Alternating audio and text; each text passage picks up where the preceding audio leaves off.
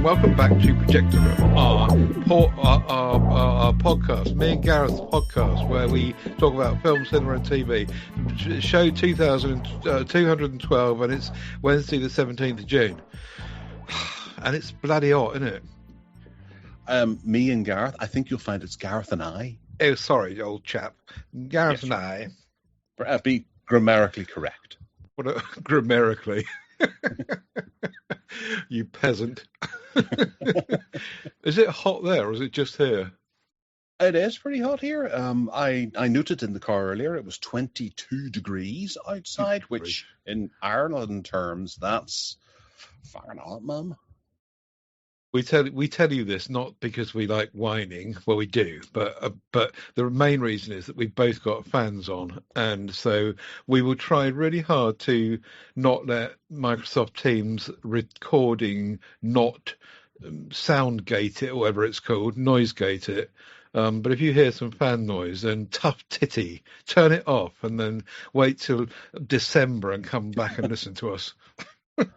Also, when it comes to whining, I do have a nice Shiraz for after the show, so let's get this done.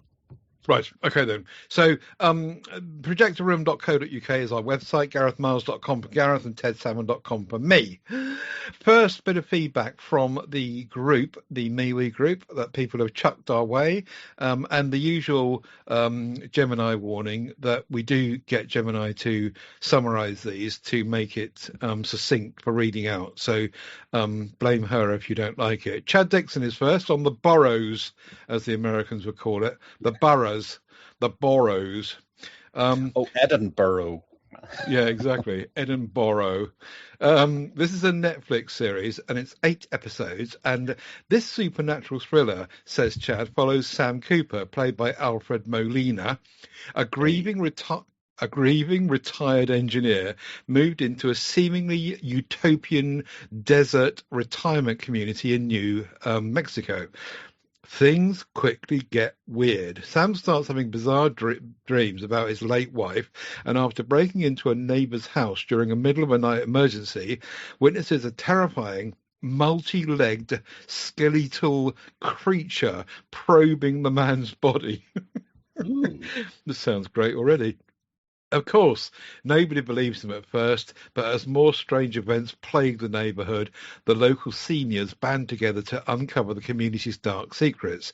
Chad notes that the show comes from the makers of Stranger Things, trading the usual band of kids for a fantastic geriatric cast, including Gina Davis, Bill Pullman, and Alfred Woodward. He describes the vibe as deeply inspired by the Stephen King storytelling universe, packed with a straight-out-of-the-80s storyline that's easy to follow. Chad admits he isn't usually a big fan of the supernatural horror genre.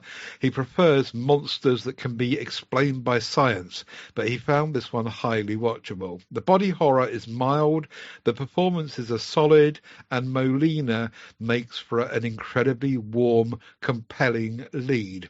With 8 45-minute episodes, Chad calls it the perfect candidate for an intense weekend binge.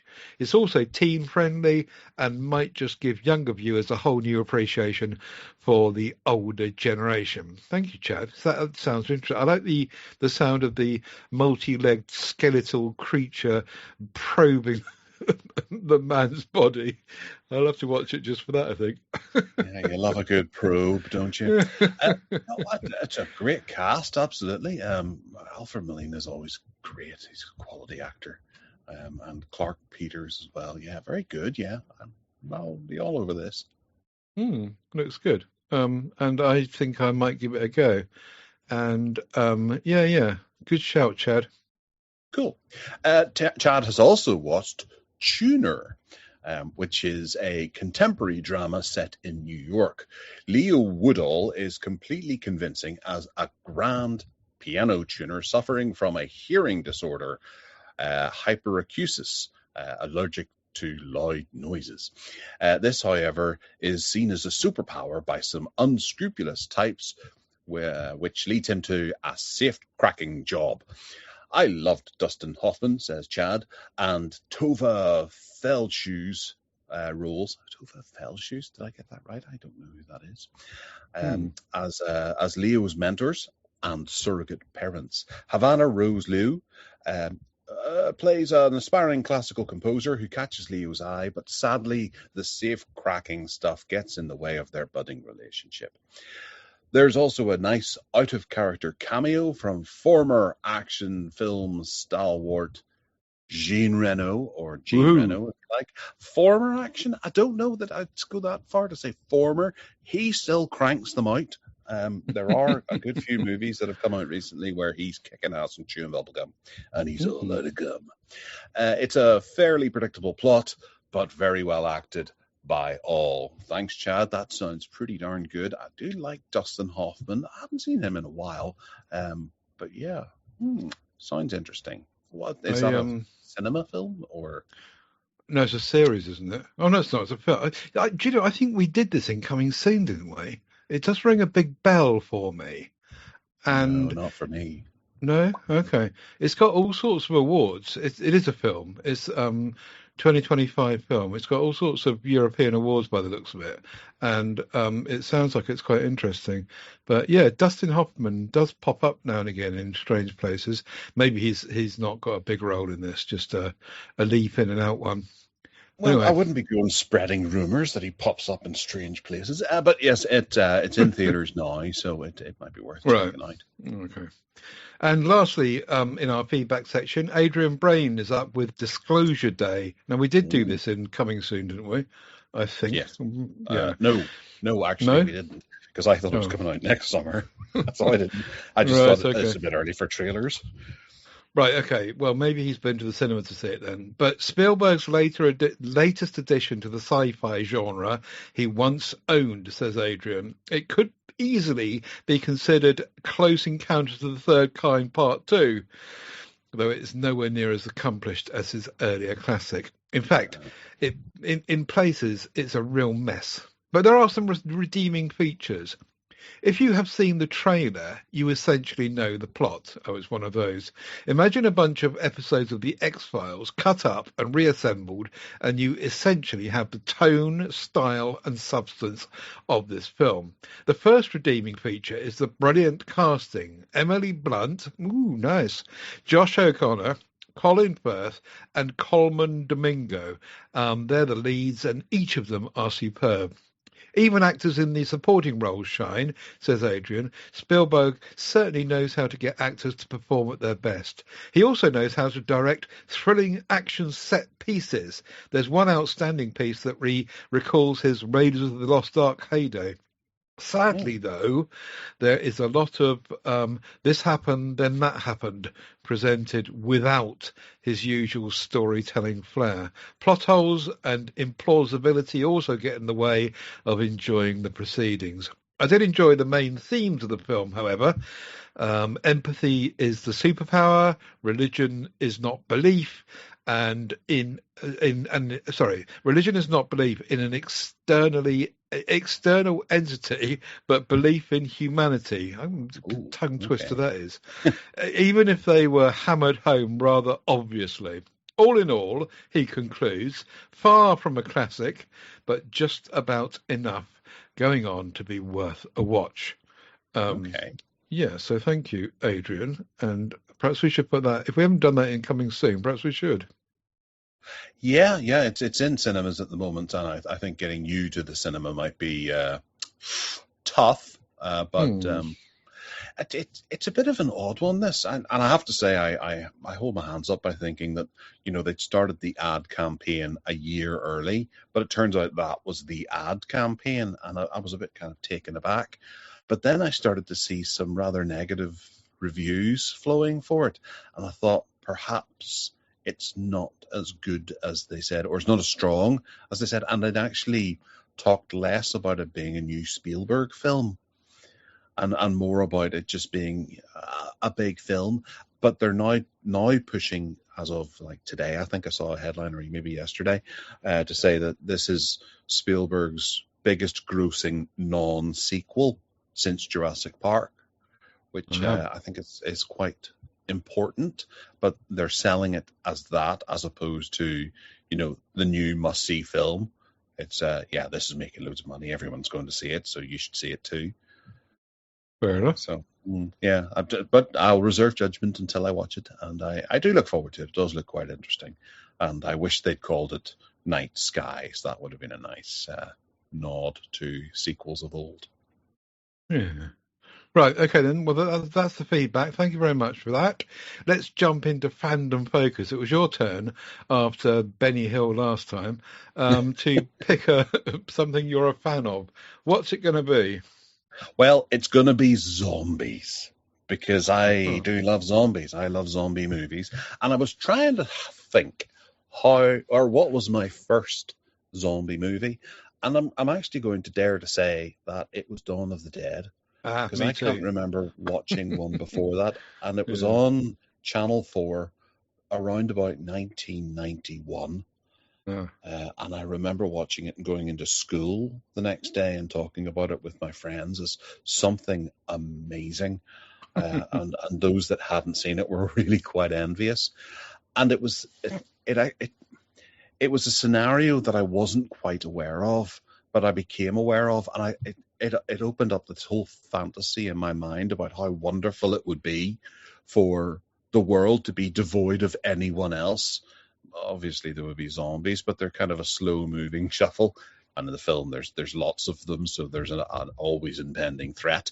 But it just made me kind of dream about the whole idea of, as a schoolboy, I'd be able to go to the swimming pool and enjoy the swimming pool without anyone else there. I'd be able to go to the shopping center and go and just get any game, any DVD or video, and watch it without anyone interfering. I'd be able to just go anywhere I wanted. And I do actually remember at the time talking to one of my friends or thereafter thinking, where would be the ultimate place to go? And we decided Vatican City would be immense. Just sneaking in, or not, you don't even have to sneak. Going into Vatican City would be fantastic in that kind of post-apocalyptic last man on earth, Omega Man type thing. But Dawn of the Dead really excited me about zombie films, and I watched Night of the Living Dead quite soon after that, and Return of the Living Dead soon after that, and those three films just cemented zombies for me.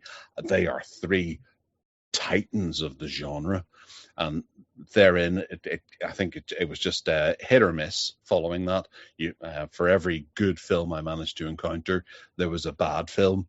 And I remember Zombie Flesh Eaters being one of the greats, and then The Dead Next Door being another of the greats when I was starting to get into Bruce Campbell movies. And then more recently, they're still knocking out the bangers with like the Shaun of the Dead. Train to Busan is a particularly notable one. And what was it? One Cut of the Dead, I think, is it Indian or it's from that area? I apologize if it's not Indian, but it's from the Middle East, and it's a wonderful zombie movie. But it's I think for every good movie, we now have, I don't know, 20 or 30 bad movies. And that has actually sort of always been the way, right back to after Dawn of the Dead came out. The Italians started forking them out into the cinemas, and every country was having a go because it was cheap to be able to make a zombie movie. But it doesn't necessarily mean it's going to be a good movie. You've got to have excitement and thrills. And Romero, who directed Dawn of the Dead, had satire in there and had a point to make, about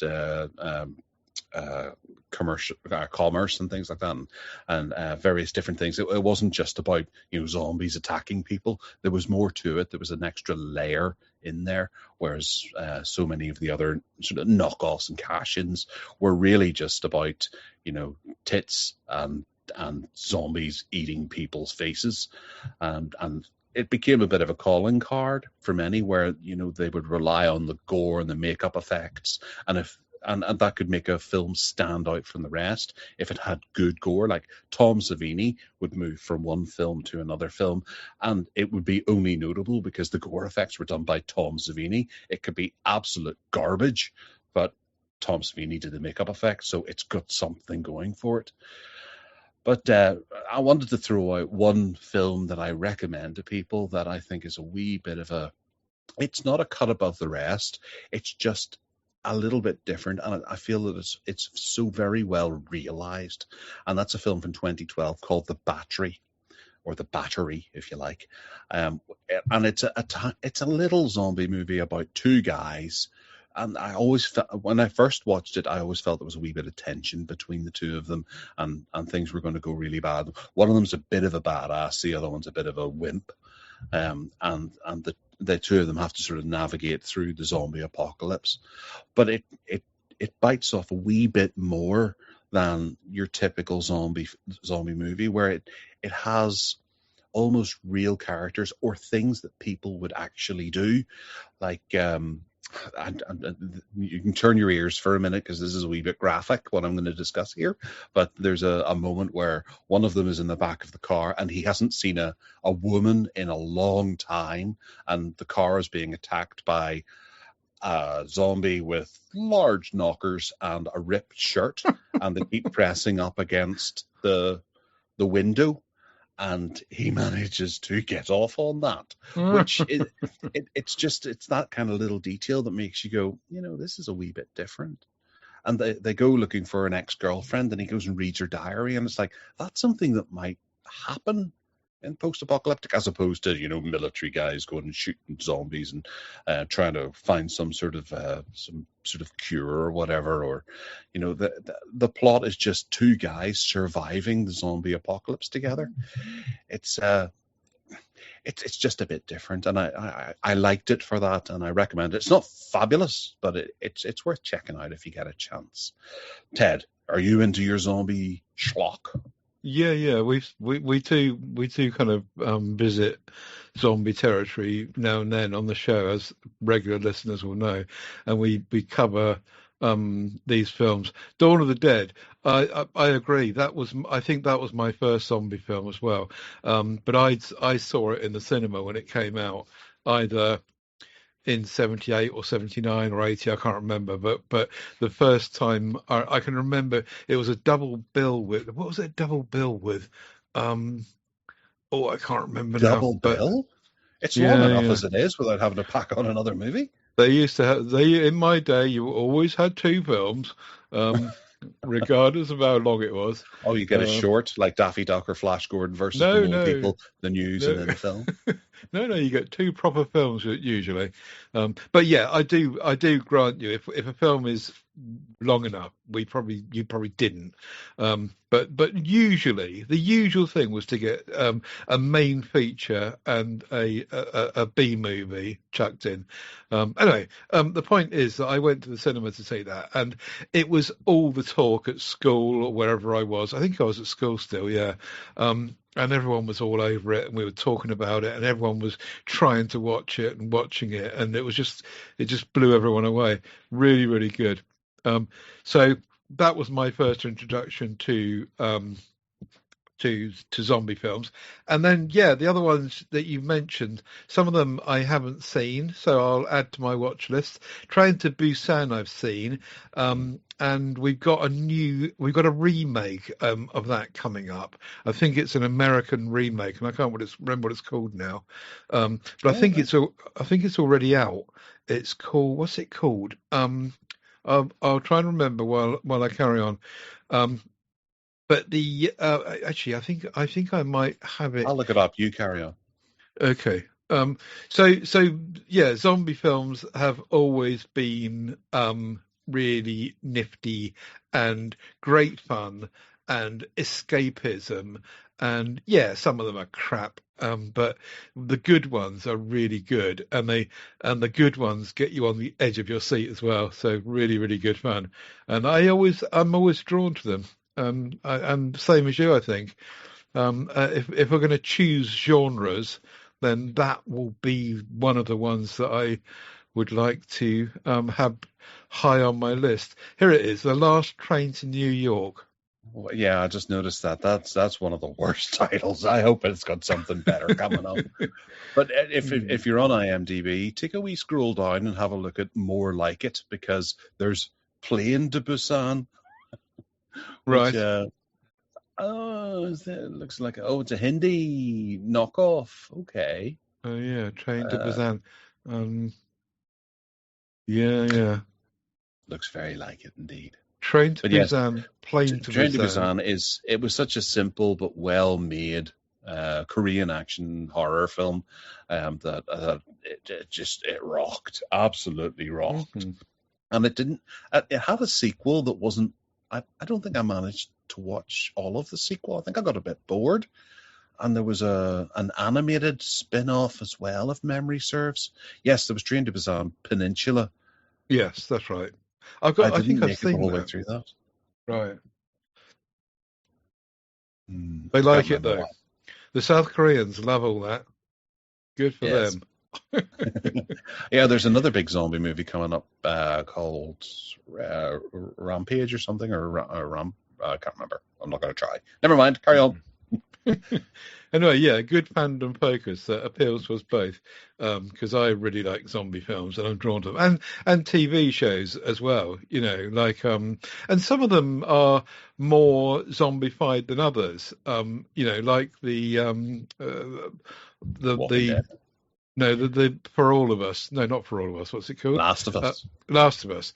The Last of Us was just brilliant, but the zombie bit of it felt very secondary to the Yeah. storyline. That it was just a kind of side thing going on, and when it came along, it was just great. But because it wasn't the main thrust of the story, it made it even more special, I think. So anyway, yeah, love it, and I'm with you on that.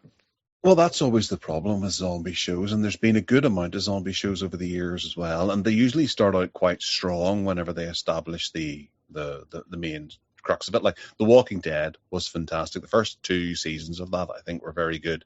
Maybe even the third, where they got to the prison. But I checked out after the fifth, maybe the sixth, because it was just turning into a drama, with the domestic drama of the people and affairs and Yeah. romances, and then they lose someone and they become all moody, and then they get over that, and then they lose someone else and get all moody.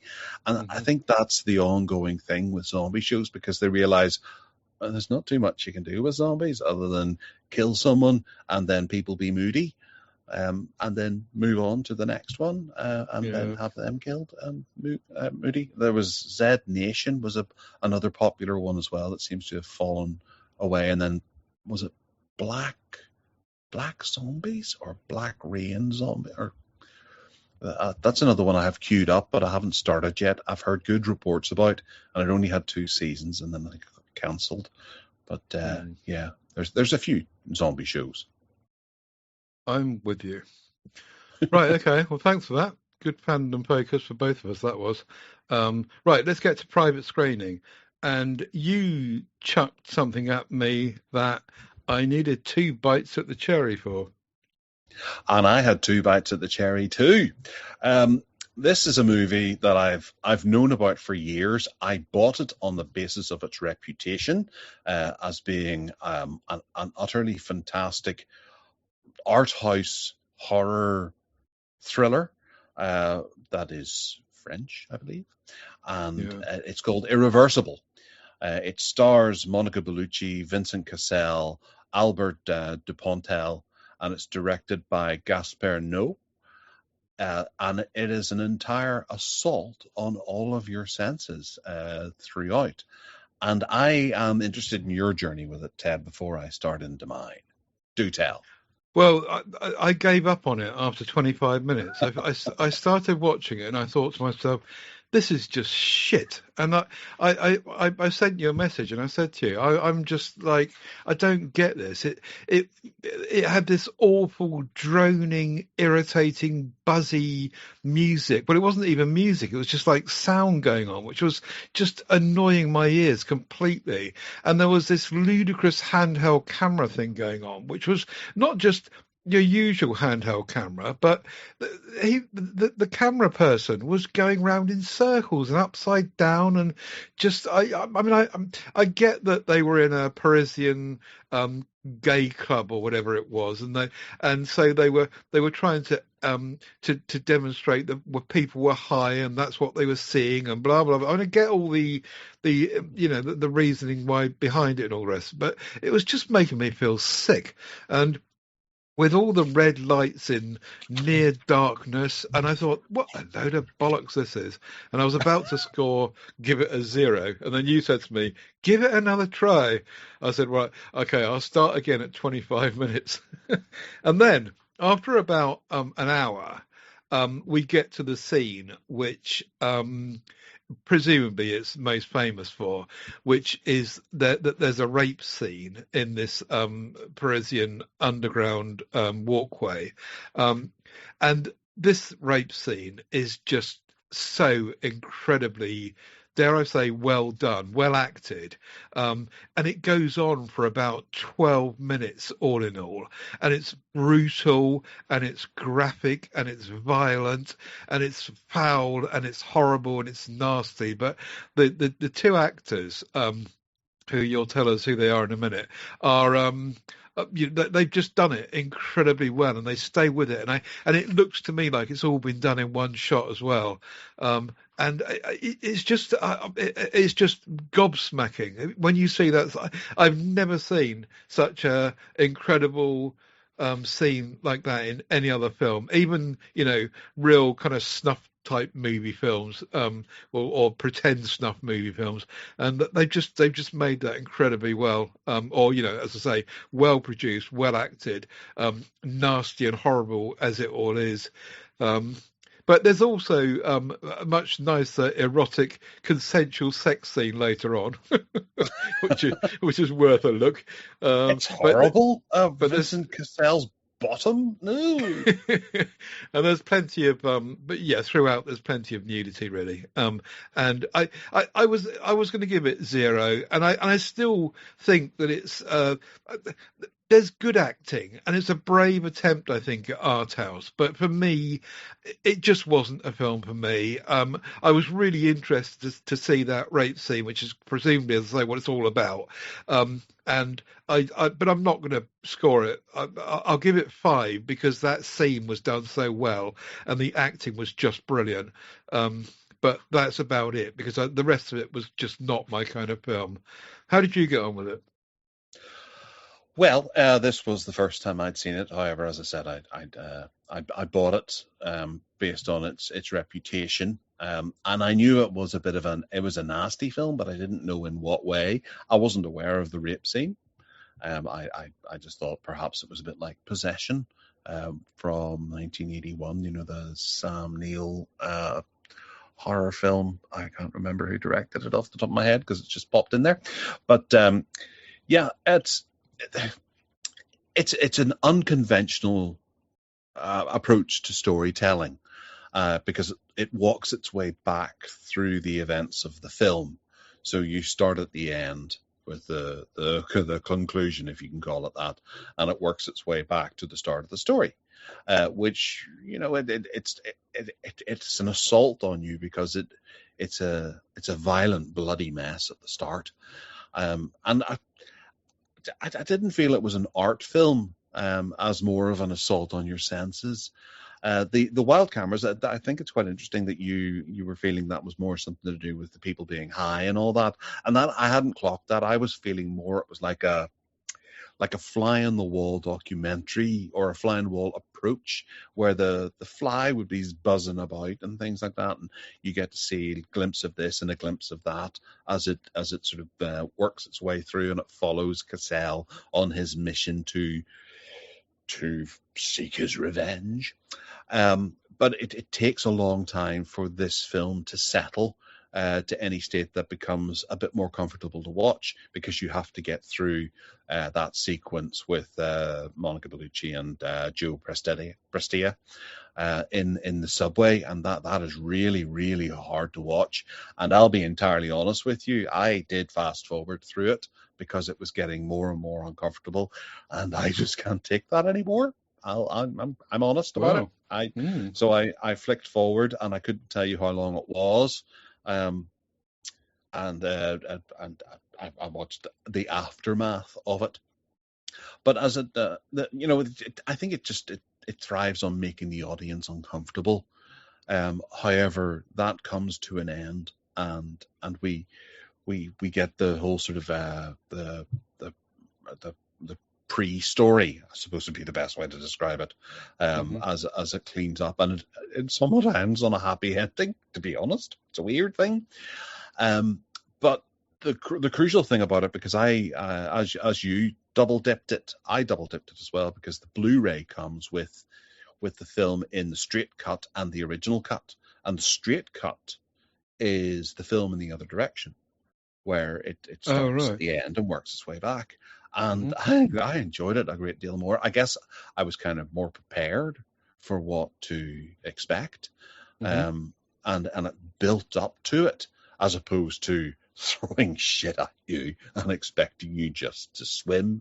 You're building up, and I think it was a much better narrative. They didn't make that cut until a good few years later, whenever it was being released on DVD or something like that. They put it out, but it kind of explains things more, and maybe it's because it's more traditional narrative, it becomes a bit more acceptable, and you kind of enjoy the rolling camera as it appears toward the end, because things go crazier and wilder as things get more and more uncomfortable, and that I much prefer it in that direction. I'm not saying it's better, I just preferred it. But had I watched them the other way round to start with, I do wonder which way, or what my feeling would have been. It's kind of it's kind of like, Ted, you always wonder what people who watch Better Call Saul before Breaking Bad make of it. Is it that kind of does it change everything? Is it a totally different approach? But yes, I'm glad to have watched it. I will never watch it again. Which is going to be devastating for Powerhouse, I think it was, or Indicator, whoever put it out on Blu-ray. I suppose they've sold it to me, but I won't be buying it in 4K. That's for sure. I'm happy enough with that Blu-ray sitting over there, but I've done it now, and it's one of those films that I've been there, I've experienced it, and that's enough for me. You're okay. And I've realized what a big wuss I am. And I know, Ted, you've probably watched over that rape sequence a few times and was like, oh, really enjoyed it. But actually, come to think of it, looking at the cast list, I never quite understood what in your version, the opening scene, and in the other version, the very final scene of the film, were about, with the old man sitting on a bed, naked, or pretty much naked, talking to the other fella, and they don't have any drink and they don't have any cigarettes left, and I never quite understood what that had to do with the film. Maybe someone else can explain, but or maybe I should watch a YouTube review or something like that to see if someone explains what it is. But hats off to Gaspar Noé for getting Monica Bellucci in this. I mean, when you see her in that white satin dress, a jaw hits the floor. She is utterly stunning. And you're full of rage whenever things happen to her as the film progresses, and you can't believe that would happen. I know they're making the statement about her being high society and the gutter snipes, if you like, coming in and they're entering into each other's world, and what happens, and the hatred that what's his name, the tapeworm Latenia has for Monica Bellucci's character of Alex, because she's gone through life as being beautiful and having everything, whereas life has been a struggle for him for everything he receives. And he himself, I think, is homosexual, and he attacks her from behind, and the everything that happens there is just brutal and hard, and it's just unrelenting that way. But I really want to know what that start bit or end bit, depending on which way you watch it, has to do with it, because it's now making me wonder, is that one of the characters in later years, or was he telling the story or something? I'm intrigued. Need to check that out. So yeah, I did take my hat off to it. I don't know how to score this. I really haven't. I haven't given it any thought on what I would give it out of 15. You've given it. I've given it 5 for the acting and the really in that scene. As I say, it's not really my kind of film, but that scene is just amazing to watch. As brutal and uncomfortable as it is, it's just been done so well. So I'm going to give it 5 for the acting and the production of that bit of the film. The rest of it, I just didn't like at all. Yeah. See, I respect it entirely for everything that it does, and I know that it's not a film to enjoy. You can't sit down like Star Wars and just watch it of an evening. You have to have a reason to watch this, and I can imagine people in the cinema vomiting as the film opens, and it would just clear the cinema out. I can't imagine there were too many seats after the first 20 minutes. With as you ended up turning it off. Imagine you were sitting in an IMAX cinema with that going on. Yeah. Oh man, it would be harsh, but I respect it for everything that it's doing, and I was compelled by it, and I needed to know what was happening, and I think it was a very well made film. It was daring, it was incredibly well performed, and Bellucci is sensational. Vincent Cassel is absolutely fantastic too. He needs to keep his clothes on, but I'm going to give it 9. In fact, I'm going to give it 10 because of that white satin dress. Yeah, 10. Okay, so that gives it 15 then, and that puts it into the company of The Grey Man, The Last Showgirl, which I scored 0, Slumberland, Warriors of Future, I don't even remember that, Hunter, that kind of territory anyway. Hunter? That was the TV show, wasn't it? Yeah, it was. It? Yeah, we watched the pilot episode of Hunter. Oh, right.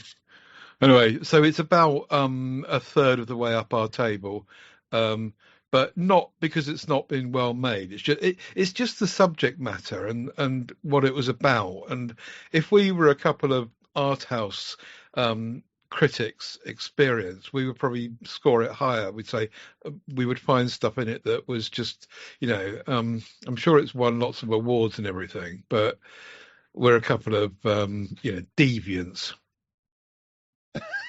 Are we? Speak for yourself there. Yeah. But it was a good exercise, so a good choice.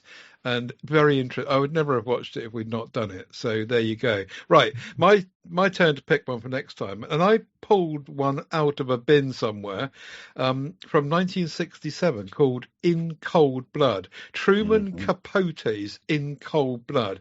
2 ex-cons murder a family in a robbery attempt before going on the run from the authorities, who try to piece together the details of the murder in an attempt to track down the killers.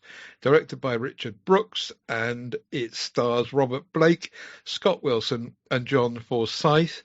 And it just looked like an interesting film. I'd never heard of it, never seen it. I just stumbled into it, and I thought, I'll put a link into the wiki data on the whole thing as well, which is quite interesting. But I think we should probably try and both watch that for the next show, unless you already have. Oh, I've seen it, but I'm more than happy to watch it again. I can even score it now if you want. Right. But yes, after you do that, you can start revisiting the story about Robert Blake. Okay. I shall make a note of that then. So anyway, Truman Capote's In Cold Blood, and it sounds as though I should jolly well know all about it, but I didn't.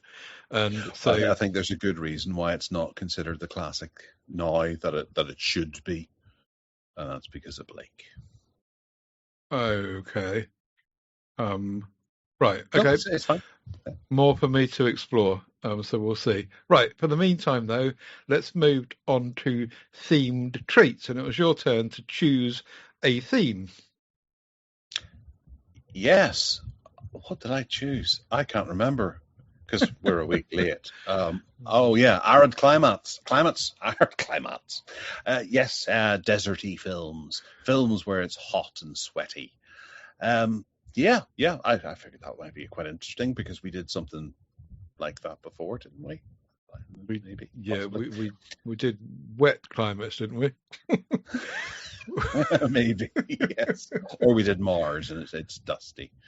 Oh no, hang Yeah. on a minute. We've got a list of what we did. It was trains. How is that? Of course. Yeah. Yeah, there's no link there at all. A load of rubbish. No. Anyway, carry on. Maybe it was something we were talking about in the last Yeah, show. Yeah. yeah. Well, I've gone with a couple of very Arid films. You mentioned at the end of the last podcast what a very obvious film that we've discussed before in Ice Cold and Alex. So I decided to try to work around that and not go with that because we've discussed it before. So I have picked out The Flight of the Phoenix. And I'm going to say both versions because they're both very hot and sweaty. One more so than the other. One of them is very arid and dry. The other one is hot and sweaty with biceps and pectorals covered in sweat. And I'll let you work out which one that is. But the first one is with James Stewart, Richard Attenborough, Peter Finch, and Hardy Kruger. Ernst Borgnine's in there, if memory serves. And it's an absolutely fantastic war set film. It's not a war film, but it's a war set film about a plane that crashes in the Sahara. And they have to try to survive and engineer a way out, and it's just a character piece about the characters that are there and a tale of survival, and it's absolutely rock solid, superb in every way. And I would go as far to say that the remake is a very decent remake. It's not a patch on the original, but it's a very entertaining, big budget, glossy blockbuster film that will entertain anyone who sits down to watch it. And if you want more of the original, then you can get this. Have you seen these two? Yes, I have, both of them. I think I probably did a feature on them years ago on the podcast because I challenged myself to watch both of them and compare them.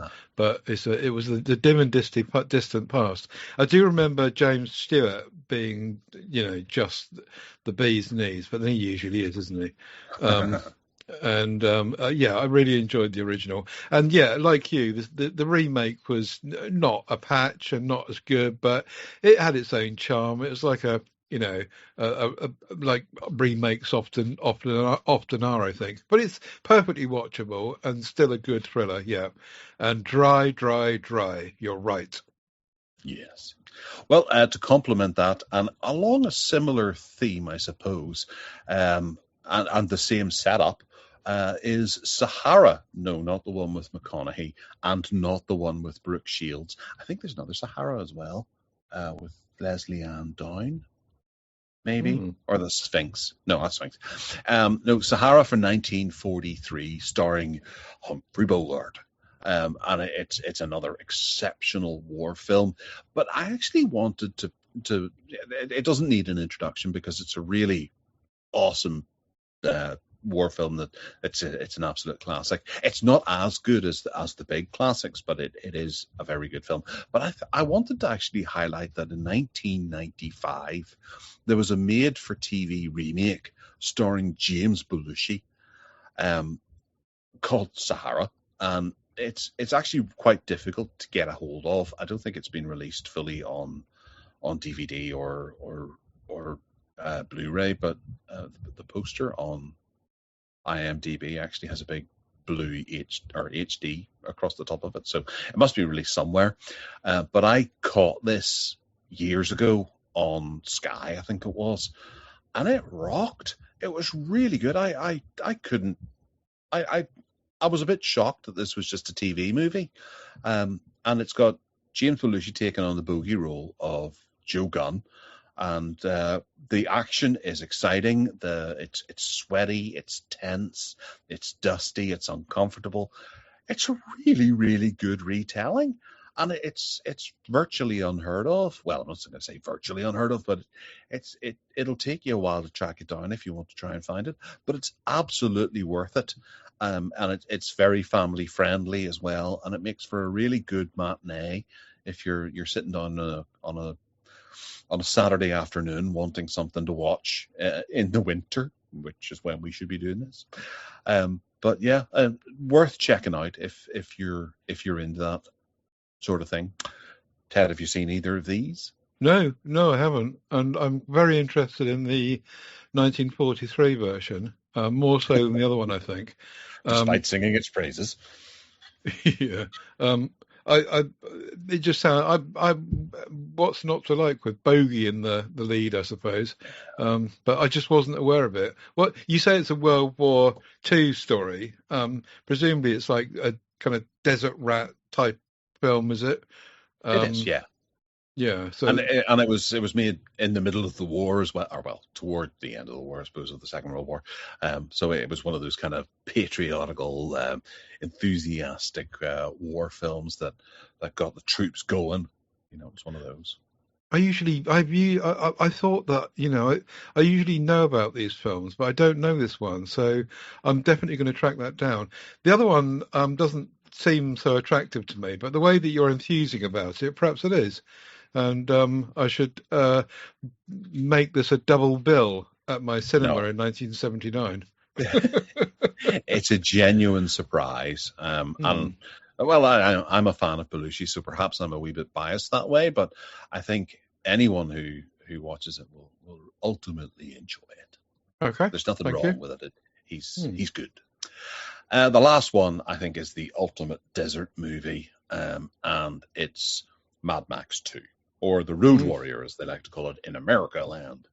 And I think this is just one of the best action movies all round. It's one of my top 10 easily, and it's just dry and uncomfortable and dirty, dusty, sandy, all that kind of stuff throughout it. And I can't fault this movie at all. Everything in this movie just works. It is constantly entertaining. It's got a little bit of humor, a little bit of drama. Uh, it's got Mel Gibson at his height. 2 days ago, I saw a rig that could hold that tanker. And I love everything about this film. The gyro captain, the little blonde lady who passed away soon after. What was her name? Oh, Archie Whiteley. Yeah, she passed away strangely afterward. Virginia Hay is the warrior woman who, when I was on Facebook all those years ago, she sent me a message once. Which and you got Vernon Wells and the humongous and things. Oh, I can't talk about this film enough. I love it. It's one of those sequels that's better than the original. It's the best of the franchise, bar none. I know some people will say Mad Max Fury Road is better than this, but it's not. No, it's not. Road Warrior, Mad Max 2, is possibly the best sequel ever made, aside from Evil Dead 2 and The Empire Strikes Back and Star Trek 2 And this other and list of Godfather Part 20. 2. Yes. I saw this in the cinema again, but I haven't seen it since 1981, and I can't remember a thing about it, frankly. These Mad Max films, all of them, as they came out, I went to the cinema and watched them, and I never watched them again. And in actual fact, I think I've got the DVDs in my collection, and I've probably never watched them. They've probably still got the cellophane on them. Um, Oh, so perhaps now that you said that two is better than one, I thought you were going to say that one was the best. So now you've said two is better than one. Perhaps I should go back and at least watch the first two again and see if I agree with you. no, go do a marathon. Start in the morning, work your way right up to Furiosa. You'll be ready for bed by then. Yeah. And then play the Anyway, game. yeah. So there was a good little collection there. I decided to watch one that I'd not seen before and was relatively recent. 2023, The Dead Don't Hurt, which is basically a Western. I mean, an arid climate, any Western could be chosen, really, couldn't it? True, true. Well, apart from the ones that are set in the snow, like the Tarantino's, what's it? The Hateful Eight. That's a Hopefully. Western set in the snow. But the snow um, isn't arid. Well, I suppose you can't drink snow. People do die of thirst in the snow, don't they?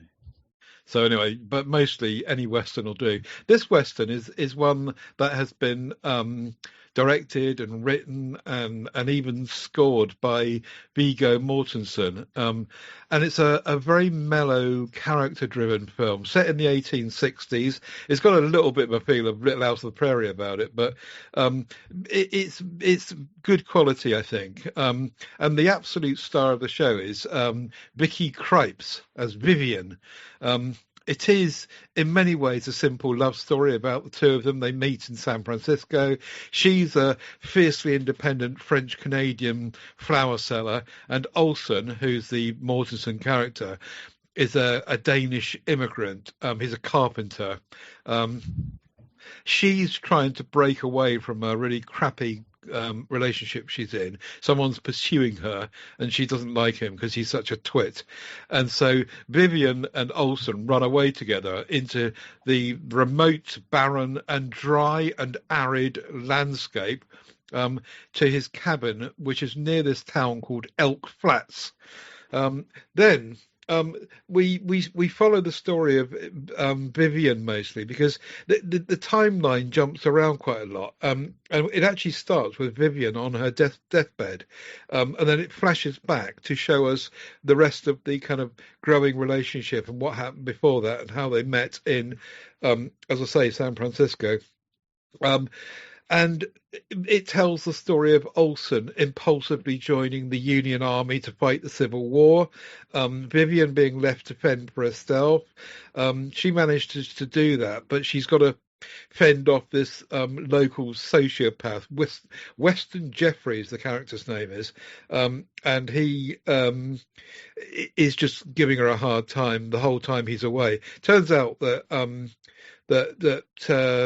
Mortensen's character Olsen is away in the end for about 4 or 5 years, and she's just there the whole time, and we kind of follow her life while she's making do. She goes and gets a job in the town's bar, the saloon, and makes do, and then he comes back, and then as I say, it's a little bit kind of Little House on the Prairie-ish, but there is it's beautifully shot, done really, really well. Bit of a one-man production from Mortensen, but he's also in it for most of it. But fortunately, he's handed over the kind of starring role to Vicky Krieps. And Vicky Krieps really steals it. She's such a good actor. And I was trying to work out where I knew her from. Do you know Vicky Krieps?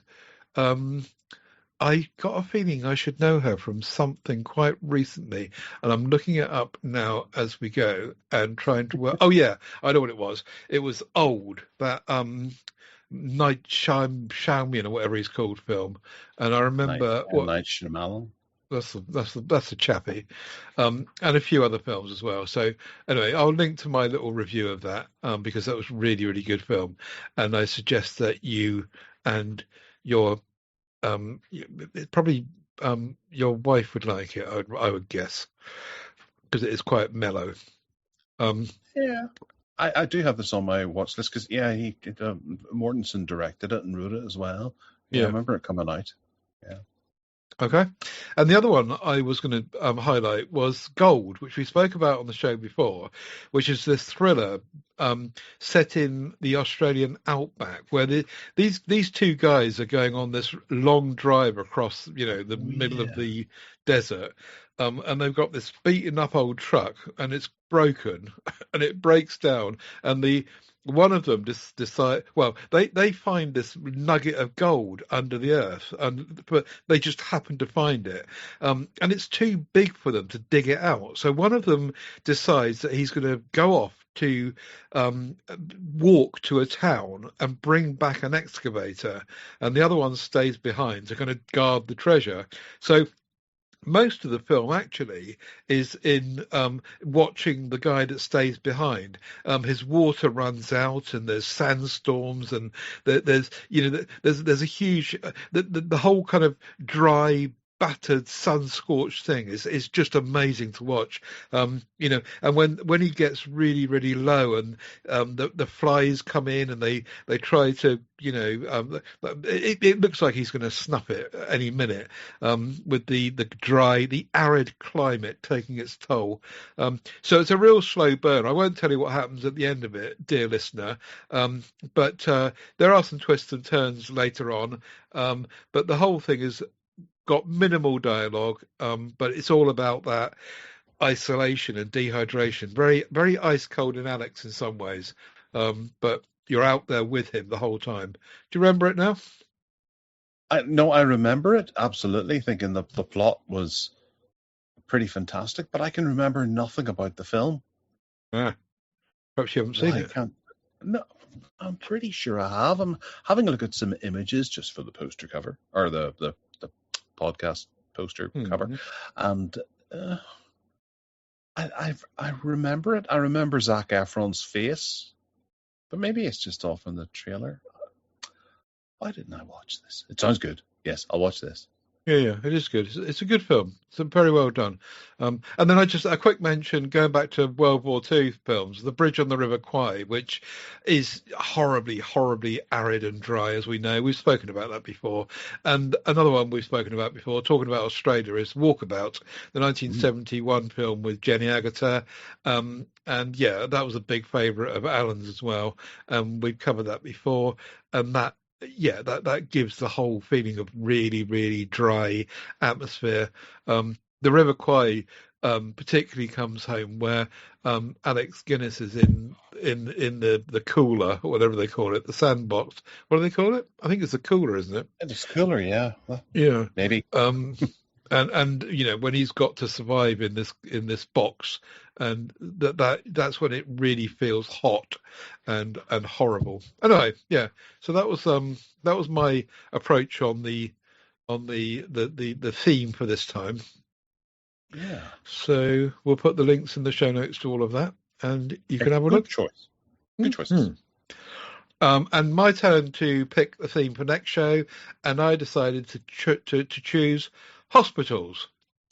And I have no idea why. It just came into my head, and I thought, oh yeah, well, hospitals, that'd be interesting. Lots of things on the telly and in film and cinema is about hospitals, so we'll probably get lots of interesting choices.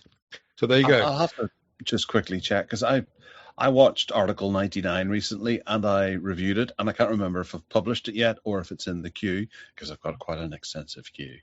I think it's in the queue. I don't think it's gone out yet. What's Article 99? Well, then you don't know. It's a hospital MASH type movie. Oh, okay. Yeah. All right.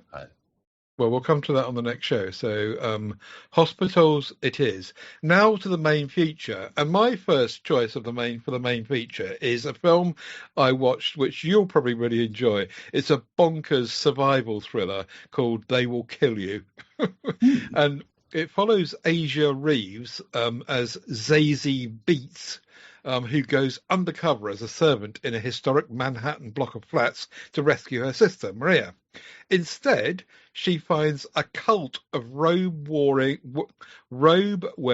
pig-masked elites led by an unhinged Patricia Arquette. Patricia Arquette is so funny and so good in this.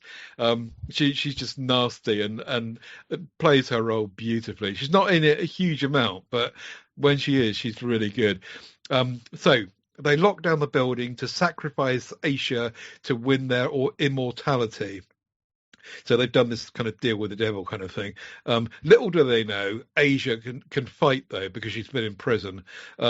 Armed with swords and shotguns, she embarks on a relentless Kill Bill-style massacre as she works her way up through the building to try and escape with her sister. So, yeah, there's this demonic ledger these wealthy people have bought into, and the deal is that if they can find enough people to sacrifice for the demon, then they can get eternal life, essentially. And if they get killed, then they instantly regenerate. And so you can imagine that the body horror stuff going on in here is really extreme, and it's quite comic at times. You get people just dying, having their heads lopped off, and suddenly the head comes back and they put it back on and they're alive again. I mean, it's just bonkers. It's mad. It does have a striking, vivid look. I mean, think about Wes Anderson stuff, I suppose, for colours, and the building reminds me of the Overlook Hotel, actually, from The Shining, which is really funny. And Guest House Paradiso, which I'm not even sure if you've seen yet. That's What? the Aid and Rick film. I Is know. Oh, right. I thought when we last talked about it, you were ashamedly admitting you hadn't seen it. Right. Okay. No, I said I didn't like it, Oh, right. but Okay, that was it. I've seen it many Okay. times. So Guest House Paradiso is got passageways and stuff behind the walls going on. It's really, really funny. And so this building has got some of that stuff going on as well. The cinematography is great. The CGI is really well done, and everyone's got tongue in cheek, and it's a rip roaring. The finale is really funny because there's an animated severed pig's head that just steals the show. Really funny, breathless. I put in my notes, visually stunning and delightfully mad. Really, really good. They Will Kill You, 2026 film, and yeah, go and watch it. It's great fun. You got to be in the right mood, obviously. Friday night, couple of beers. Yeah, no, it does sound very good. I don't think my wife's going to like it. It looks a bit too visceral and bloody for her, but yeah, no, that does sound good. Yeah. Cool. Well, I went back to the 1980s and I actually watched with No, my son. what a surprise. A little classic. It was about time that he, at the age of 13, experienced The Fog. The Carpenter's classic, because The Fog it's not a gory movie. It doesn't have nudity or anything that's particularly bad. I think it needs to be reclassed from. I think it's an 18, but I think it needs to go down to about a 12 because it's genuinely harmless, and it's a classic. It's a mood classic. Whenever you actually sit down and try to sort of analyze the story and the plot and the beats, the film, it's a bit messy. And I know a lot of people are going to go, "How dare you say that about The Fog?" But it is it. The storyline is a bit messy, and it all just kind of comes together because it has to come together at the end, and the whole point of it is a bit kind of, well, let's find out what's happening here. And then whenever they find out what's happening, they just resolve it. And everything goes back to normal. It's actually kind of disappointing whenever you boil it down to the nuts and bolts of the film. But it's all about what Carpenter does and his use of special effects and low budget and the performances of the lead characters. You've got Janet Leigh, Adrienne Barbeau, Jamie Lee Curtis, Tom Atkins, Hal Holbrook, and it's just mind-boggling how great this film all comes together. We were all totally entranced watching the new, I think it's Studio Canal, did a 4K of it recently, and you get to see the wisps of the fog coming through and the glow of the eyes in the fog and things. And it made me think of what it must have been like. Ted, I'm sure back in 1980, you were in the cinema, hiding behind the sofa, or not the sofa, that'd be a bit weird. Don't take a sofa to the cinema, that's silly. You're not going to get it in through the door particularly well, and you'll probably get popcorn stuck down the back of it. Yeah. But if you're in the rows of the cinema rows, hiding down behind those, you'll you were probably terrified by it, were you? I'm afraid I've got the same tale to tell you that I had with Mad Max. I went to the cinema to watch this, absolutely, and I can't remember a thing about it, which it maybe not be surprising because 1980 is, how many years ago is that? Blooming 45 years ago or something. And 46, yeah. I honestly can't remember anything about The Fog, but I do remember us all going to watch it and us all talking about it and being fired up about it. Obviously, my memory is shot. I'm getting old. I'm getting senile, and I'm going to have to go and watch this again as well. Well, to be entirely honest, I didn't remember it particularly well, and I haven't seen it in about 10 years, maybe. I don't think I have it on Blu-ray. It must have been since I watched the DVD in the early 2000s. That'll be the last time I saw it, and I didn't remember the majority of it. I think I was a bit kind of taken aback. I was like, oh, Tom Atkins is in this? I don't remember him being in this, but he was there. And, Tom Atkins is a good staple of horror. I noticed that it was a bit kind of strange that, Jamie Lee Curtis was in the first two Halloween movies, and then they changed the Halloween movies and made the Season of the Witch, which starred Tom Atkins, and they were together in this. So it was kind of a funny relationship there. But listening to Adrienne Barbeau talk over the radio and things, and do her yelling down, going, "My son is in the house, I need your help. Someone go there!" And the only people who go are Tom Atkins and Jamie Lee Curtis. It's just it's a really peculiar movie, but it's so charming in its limit, because even though John Carpenter had made a couple of films before this, and he was already on the notable directors to watch list. He'd done Dark Star in '74, Assault on Precinct 13, and then Halloween, which is a huge hit. He followed Halloween up with a TV movie called with Lauren Hutton, Someone's Watching Me, which I didn't get on with. I didn't really like that very much. And then he did Elvis with Kurt Russell, which I can kind of understand why he would do that, being Elvis fans and all that. But it got him together with Kurt Russell, and the two of them would work on a lot of films after that. But The Fog was his first film after that, and it was his first film since Halloween. And it's got a meager budget. It just... what he manages to achieve with that is fantastic. And he would do Escape from New York after this, and then The Thing, which, were much bigger budgeted films, because he had a good few films under his belt to be able to go back and get the money. But where you imagine a lot of filmmakers might struggle with a lower budget, I think he thrives on the lower budget. And the Fog is just an absolute classic for that. I adore it. I wish there was more to it. I wish there was like a unrated cut or an extended cut for you to get your teeth into, and to be able to talk about it a bit more, because I think most people listening to this now will have seen The Fog at some stage and just know that it's a good, strong horror film. They might not remember how ungraphic it is, and how tame it is in comparison to other ones, and what a mood piece it is. But yeah, it is a wonderful movie and worth reevaluating by most. It's totally different to The Thing, which is the other end of the spectrum, where it is all body horror and gore to carry forward that way. But give Okay. The Fog a I'll go. track it. I'll track it down and watch it for a second time in my life. And I What's remember the that? remake wasn't too bad either. There was a remake about 2006 or so that did quite well. I don't know. I'll have a look and see what year it was. We did one in Projector Room about these people that were stuck in a The Mist. supermarket. Oh Yeah. yeah, right. Yeah, okay. Mm-hmm. There was a remake of The Fog in 2005. Wow, I wasn't too far off. And I remember quite enjoying that, and it's on Netflix at the moment.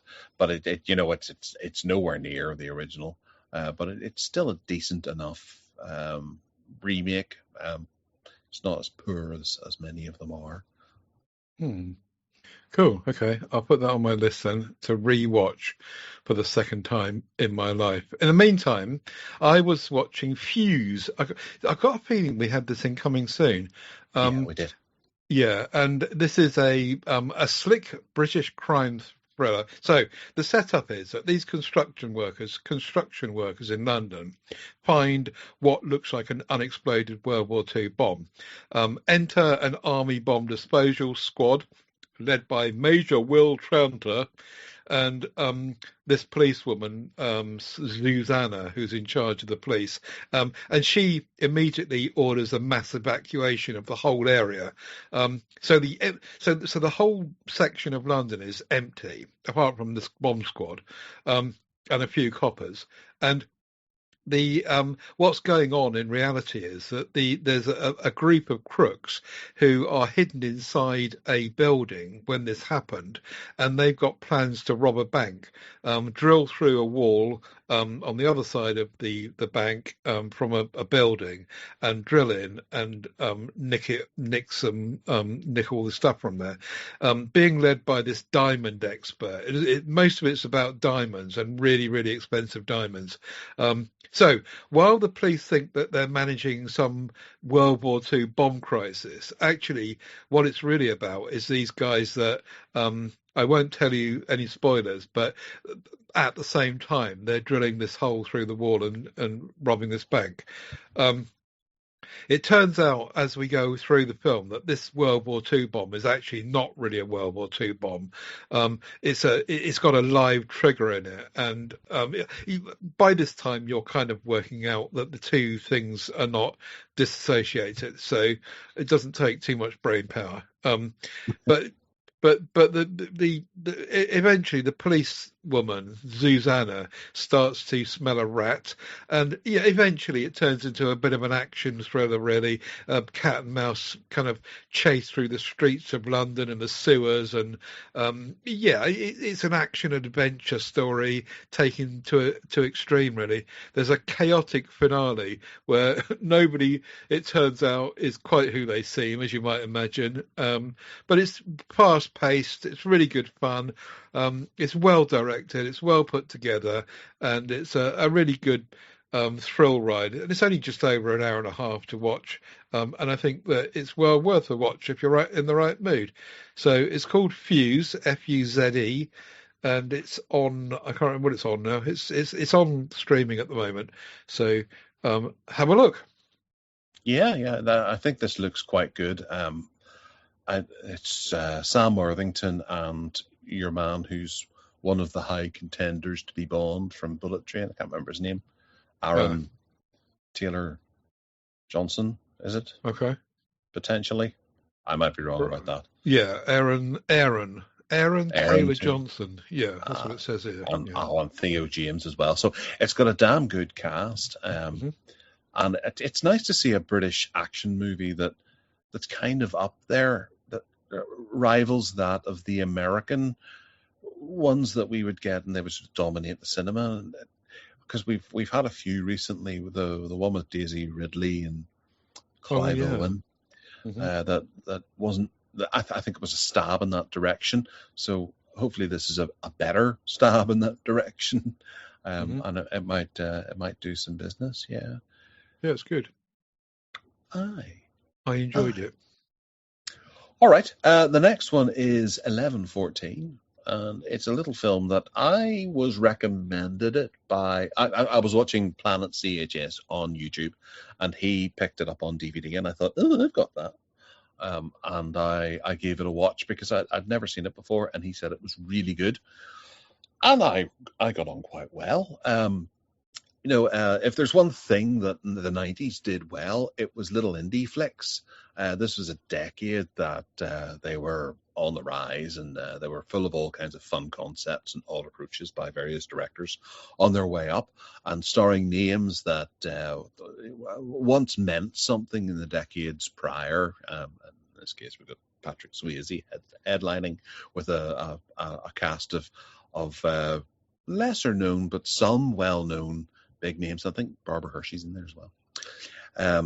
But 1114, which is based around a time, as in almost 11:15 at night. So technically it's 23:14, just to be 24-hour clock about it, or it should be 11:14 p.m.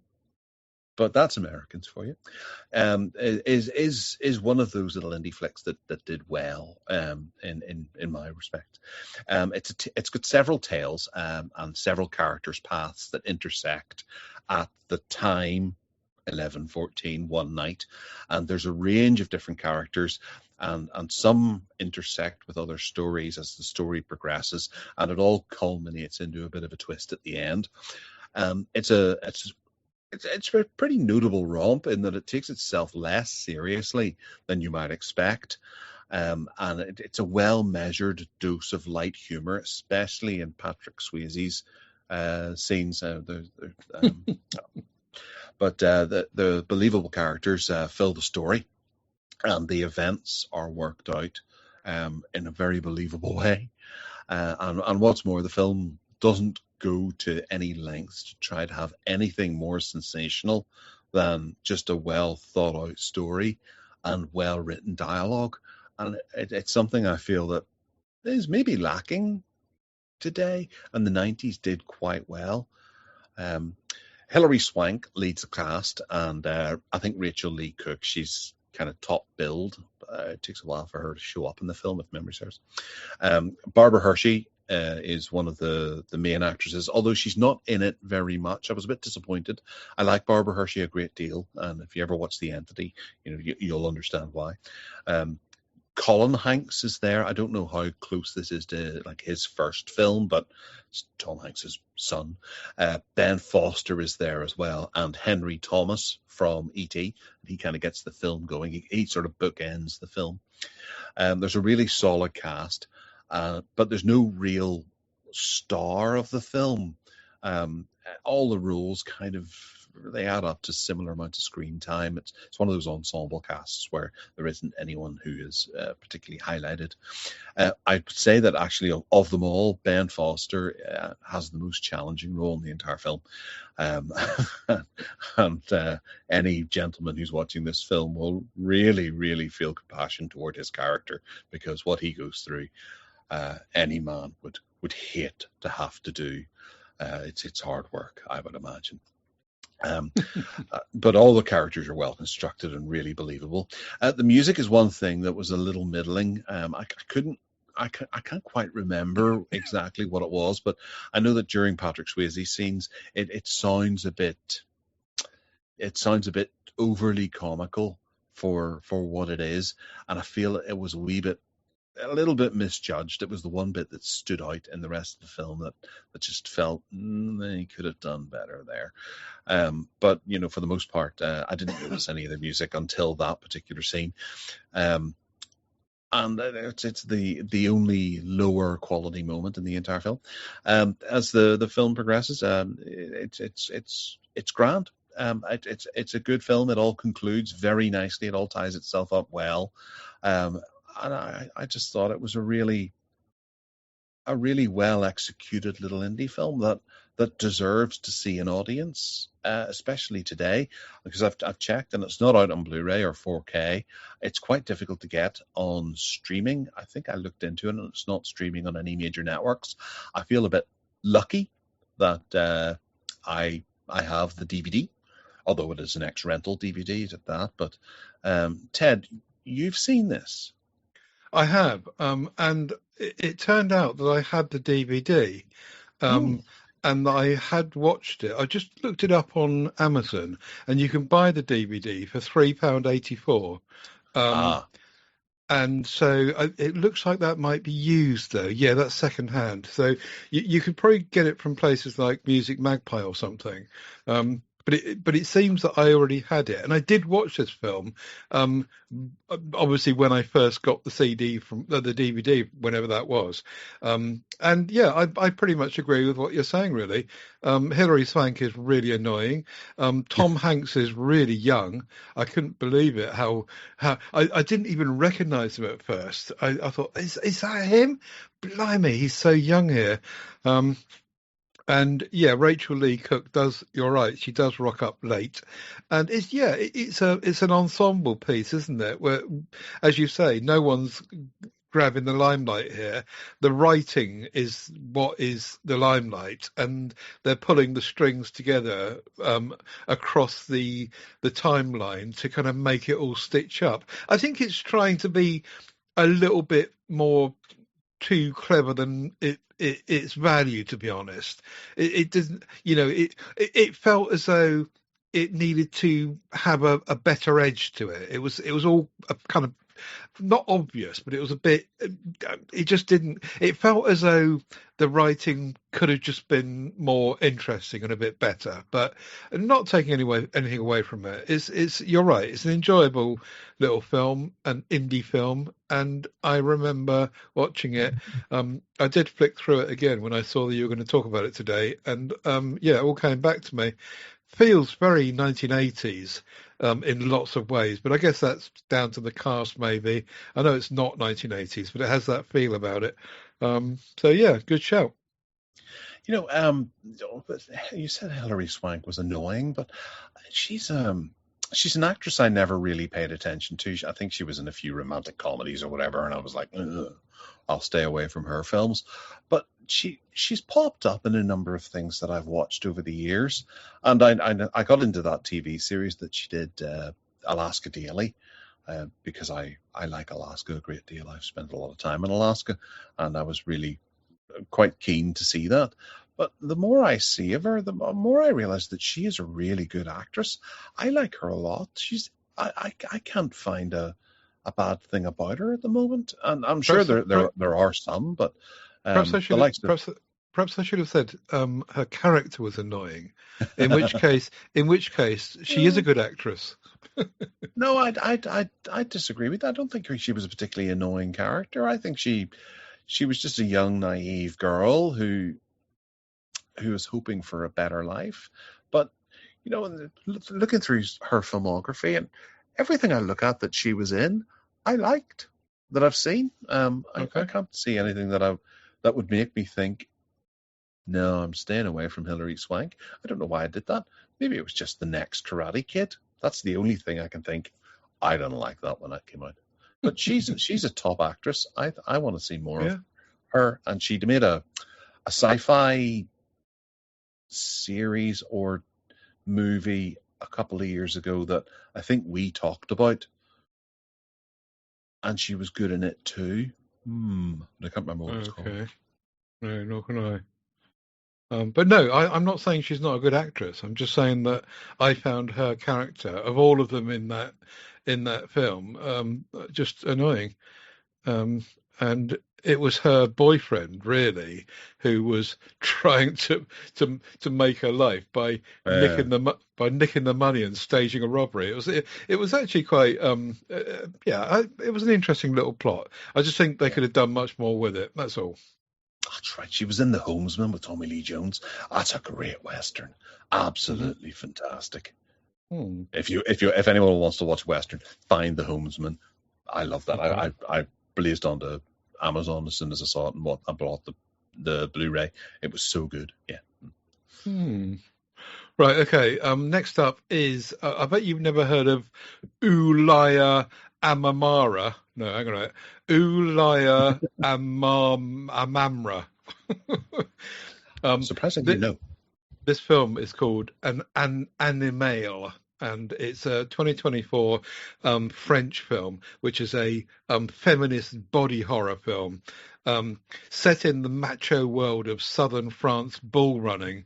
It follows Neymar, who is played superbly by this girl, Ulaya Amamra. And she plays this girl who's trying to break into the male-dominated world of bullfighting, which is no longer bullfighting. It's this thing called, what is it? Razanteur. In which they don't bullfight in the way they used to by killing the bull. They snatch prizes from the bull's horns. I mean, they still taunt the thing, but they they don't any longer stab it and try and kill it.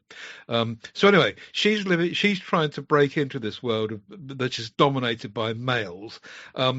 And on her first outing, she actually earns some respect. She does it really well, and she goes out partying with all the blokes around her into the kind of the outback of nowhere. She gets drunk and they give her drugs and blah blah blah. She wakes up with no memory the next morning, and she's got a cut in her arm, and she remembers something about a struggle going on, but she can't really work out what it is. But anyway, soon afterwards, she starts experiencing heightened senses, hallucinations, and her toes fusing into hooves. Oh, So this is the kind of body horror bit. And if you don't want to know any more, then skip forward 5 minutes, and because the rest of it's kind of spoilers. It turns into a bit like an American Werewolf in London, really, where she actually there's a transformation sequence where she changes into half human, half bull, to take out revenge against the people that she works out in the end have done wrong by her during this night of partying where it all went kind of pear-shaped. But anyway, the thing is that it is kind of supernatural and a bit silly, but it's made incredibly well. The production of the film is beautifully done. Really interesting colour and contrast. There's loads of stuff going on, and in the arena when they're actually fighting the bulls or taunting the bulls, all of that is shot really well, and it looks like it's them doing it. It doesn't look as though it's stunt people. So that's kind of done quite well, it's really atmospheric when they start going out at night into the dark. Into the darkness of the woods, where these bulls are, are grazing around in the mist, and it's kind of very sinister, and they made it up to be not quite a horror film, but just a sinister kind of supernatural thing. Which the body horror bit is where she takes out this transformation, and you see her change, and it's not done in any way as well as the American Werewolf in London, but it is done, and it kind of works, and it's fine. It's a really well made thriller, and I think it deserves an audience, and so I would recommend it. And I'll put a link in the show notes to my review where it points out where you can see it. So there you go. Cool. I have to say, yes, this does sound rather good. I remember you talking about it some time ago, and you were having trouble finding English a DVD with English subtitles or something, or streaming with English subtitles. I was. Yeah. Obviously, you found them, or you learned to speak French.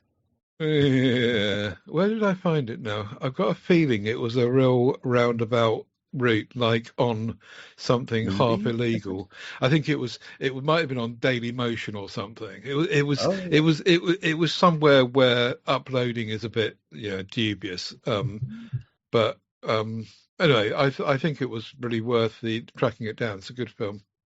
Yeah. Okay. Right. All right. Okay then.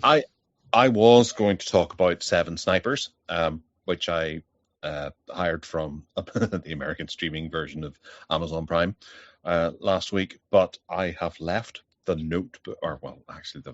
the note-taking application hasn't synced across. I wrote some extensive notes. As you probably got the idea, the fog notes were there as well, and I don't have them with me, so I'm going to leave that until the next show, and we'll talk about it then. No problem. Let's jump straight into coming soon then. And we've got a nice little collection of stuff here this time, if I say so myself. Well, yes, because you populated it. And I'll let the listeners try and guess which ones I've put in and which ones Ed's put in. We'll start with reading Lolita in Tehran, which is quite a interesting topical movie that's coming up, an Iranian movie about a professor in revolutionary Iran secretly gathers her most dedicated students to read the forbidden classic of Western literature. And this is coming out on July 10th, 2026. And I've got a funny feeling that, Ted, you're excited about this one. Because Golshifty's in it, and as you know, she can do no wrong for me. Golshifty Farahani is just such a good actress, and I just zone into whatever she's in. This is a really good vessel for her talent as well, I think. It looks like a really powerful and moving film about women in Iran trying to break free of the system through literature in this case. She's got a little reading circle going, and they're symbolically trying to do this, particularly by the circle reading Lolita. And if you watch the trailer, you can see that they come into all sorts of strife and what have you with the authorities because they're doing it, and basically talking about the regime in Iran. And I'm not saying that's true or not true, or I don't want to get political about it, but as a piece of drama, it certainly looks like it's fairly powerful and moving, and I think I'm looking forward to it very much. Yeah. Is she going to be in the next Extraction movie? I can't remember if she survived the second one. She is. She's going to be in the third one. Yeah. But yeah, she's a fantastic actress. I'd like to see this as well. It does look quite dramatic and interesting, and it should be thought-provoking, if anything. Yeah, definitely. Cool. Next up is Fatherland, which is a German docudrama about the height of the Cold War. Fatherland centers on the relationship between the writer Thomas Mann and his daughter Erica, an actress, writer, and rally driver, as you do, as they embark on a road trip in a black Buick Cruiser across a Germany in ruins. This looks like an upbeat little tale, Ted, starring Sandra Hüller and Hans Zeisler. It's a Paul Lukowski film, and I can never pronounce these Polish names. I'm really sorry, but I was very taken with his work with Cold War and with Ida, and I'll put links in the show notes to those. I also love watching Sandra Hüller. Anatomy of a Fall springs to mind, and the Zone of Interest. I'm not quite sure. Project Hail Mary. Yeah, that's right. I'm not really sure what to make of this, to be honest. I don't know who Thomas Mann is or Erica is, but I love the four films that I've just mentioned from this director and writer. So I'm guessing how far wrong can we go? And I'm sure that they'll carry it. The trailer makes it look like it's very much in the style of Cold War and Ida, certainly, and the others, and made in black and white. And most of his work seems to be, and I'm looking forward to it enormously, even though I might need to do a bit of reading up to understand who these people are and what the backdrop is to it. But the trailer makes it look very attractive. Well, yeah, absolutely. From the trailer, I had a funny feeling this was going to be, I don't know, 3 hours and 40 minutes long or something, but it's a lean 82 minutes, so it might be easy enough to watch. Yeah, it does look good, I have to say. Okay, I've got a funny feeling you're not the one who put this one in, but Chum. Chum is a new... Oh, no, you did. I did, yeah. Chum is a new film that looks very like something else we've spoken of recently, but I don't think it'll be reviewed. No, I haven't even seen it yet, I suppose. About a newlywed couple who join some friends on a Mediterranean yacht excursion, only to find themselves caught between a predatory shark and a psychopathic killer in their midst, transforming a sun-drenched escape into a fight for survival. It looks like what is it? Dangerous Creatures, Dangerous Animals that starred David Courtney. I think it's just is a cheap version of that. Yeah, I think so. It's the trailer makes it look very much like that. A loony kind of boat owner drugs a group of 20-somethings and then tries to feed them to the sharks. And in Dangerous Animals, he was making a movie to get his rocks off to later. But there was no evidence of the movie being made here. I think he's just there then. He's just we spoke about Dangerous Animals before, but I don't. I reviewed it on the show, but but in this case, it doesn't look as though he's making videos. So I don't know what he's doing. He's very just a loony tunes bloke. But yes, you're right. It does look very much like the same story in a roundabout way. I got the feeling that he was chasing a particular shark, maybe to extract revenge or something. Maybe it killed his mother or something. His mother was Lorraine Gray from Jaws 4: The Revenge. So Chum is actually Jaws 5: Revenge of the Revenge. Yeah. Alice Eve stars in this, and she's quite good. I do like her. I remember in Star Trek Into Darkness, which was not You're one of the like better. you're like this because it's full of 20 somethings with knockers hanging out. Oh, that's not fair. Oh shit! Yeah, we're this one. Yeah, I put this in because I was in a good mood that day. Ride or Die is a new mini series that is coming to I don't know, a streaming channel, starring Octavia Spencer and Hannah Waddingham, who are and Bill Nighy's in there as well. So Ted, you should enjoy that.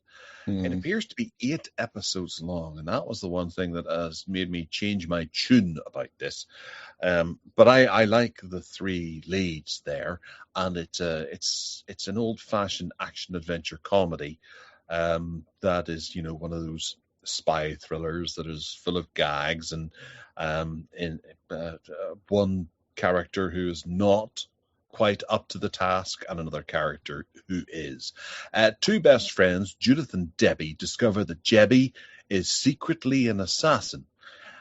After a hit goes wrong, they go on the run while being targeted by a mysterious enemy, forcing them to confront the secrets between them. Now, I can imagine this being a fairly okay 90-minute ride. However, being 8 episodes long, I can't imagine how they're going to fill the runtime with the kind of patter that's in the trailer. Hmm. Initially, I just thought this will be so enjoyably silly. It'll do for a Sunday night before you go to work with a beer or a glass of wine with the family. It's arriving on July 15th. And Ted, I want to know if you even managed it through the trailer. I did manage it through the trailer, but I nearly vomited during it.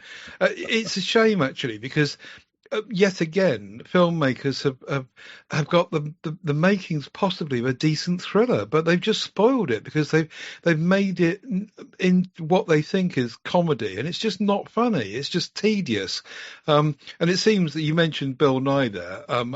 He was in the trailer. He was only in it for 2 minutes. I get the distinct impression that he's going to be a cameo actor in there, really. But I may be wrong. But it just looks, mundane, boring, tedious to me. Yeah, yeah. Well, I'll lap up anything with Octavia Spencer and Hannah Waddingham. But I Okay. don't know. I think I'll maybe watch the first episode and gauge it from there. I think by the 8th episode, I'll want them all dead. Right. Next up is bugger me. Did I put this in? Flipping heck. I No, don't I think did. so. That's No, okay. I You can did. take it forward. I'm not talking Only about this because at all.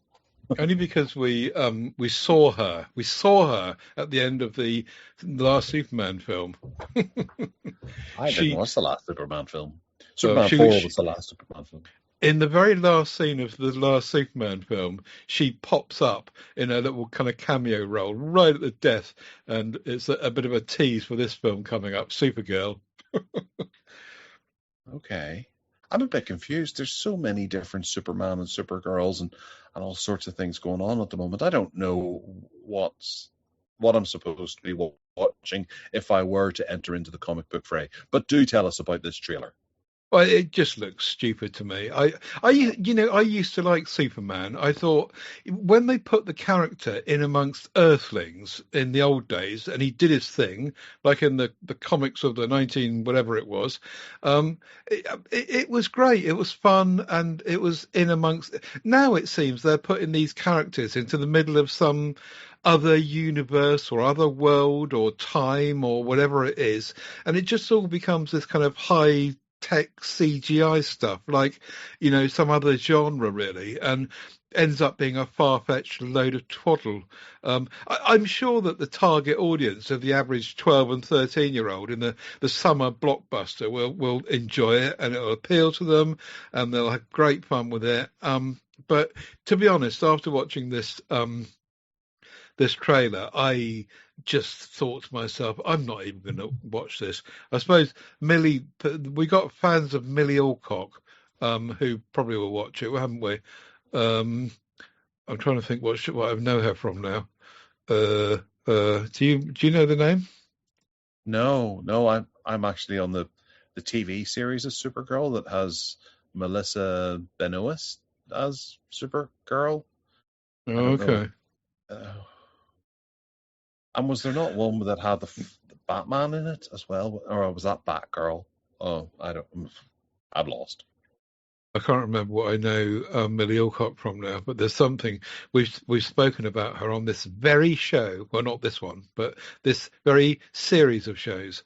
And She's in House of the Dragon, right. Sirens, which is a TV Oh, series. she I was remember. in Game of Thrones. Oh, okay. Perhaps it was Alan because he was a big Game of Thrones man, having been She's in not it. in Game of Thrones. She's in House of the Dragon, Oh, right. which is the follow-up show. Get your Game of Okay. Thrones right. People will get annoyed. I don't know what I'm Anyway, talking about. anyway, I don't fancy the look of it, and it looks all very silly. But we'll see. Well, you're on your own there. I checked out of superhero movies. The last one I watched, which I enjoyed, was The Shadow. Right, the last one is Evil Dead Burn. Woohoo! Because we're getting a new Evil Dead film. It's coming out in just under a month. It looks fantastic.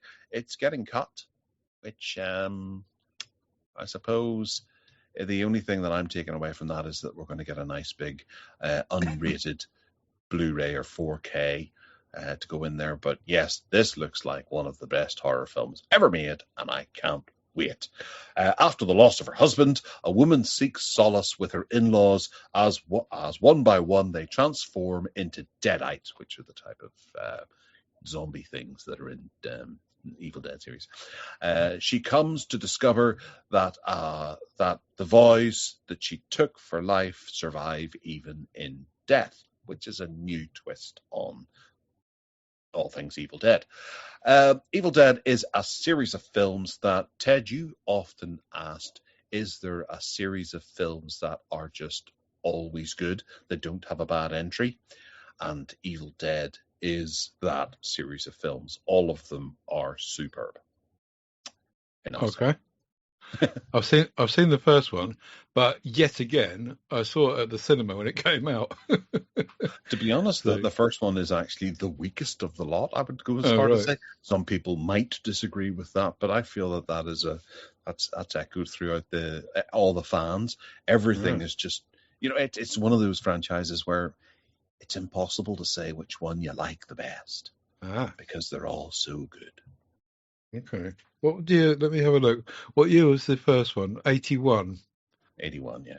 Well, 78 Yeah. if you really want to go with it. Oh, okay. And Within the Woods was before that, so it was actually the first one, just to be really nerdy about things. I think I have watched that twice. I watched it at the cinema, and I seem to remember in the last decade, I've probably watched it again sometime. Yeah. And there you go. You're going to be watching Mad Max 2, the Evil Dead franchise, and something else. Very, very busy chap. Okay. So you've written on your blog about this film, haven't you? Yes. Do you want to just trail that? No, I'm kind of just, I'm not submerging my blog in Evil Dead stuff, but I'm keeping a close eye on things and trying to generate a bit of excitement for it because I think it's going to be one of the best horror movies of the year. But then I'm absolutely biased because, I know Bruce and I know Sam Raimi and I know Robert Tappert and things like that. So yeah, it's one film to go out and watch. Okay, right. I'll link to that in the show notes anyway, so people can go and have a read of what you've written. Right, before we go then, let's head for the final curtain and see if I've heard of any of these people.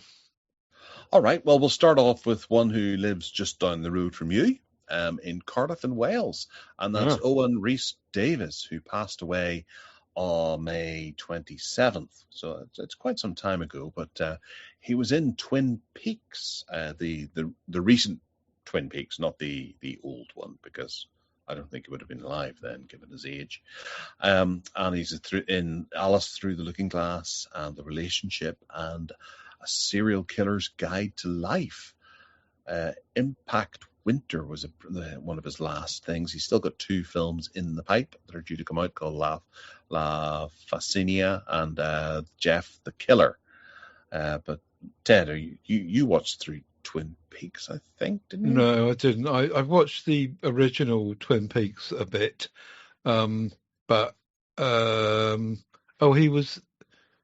No. Oh, yeah, he appeared in. Oh, no, right. Okay, but no, sorry, I don't know this person. And I have looked through his filmography, and there's nothing that he's been in that I've seen. It's just a bit shocking, really, that he's died at 44. I don't know what the backstory of that is, but Yeah. that's no age at all, and that's very sad. But no, sorry, I don't know him. Fair enough.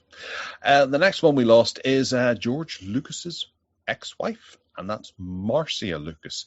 Now, she is particularly notable because she edited Star Wars, and that, I think, is quite important. She also did American Graffiti and Taxi Driver as well. So she was a well-renowned editor of note. She didn't edit that many films. She kind of stopped after Return of the Jedi.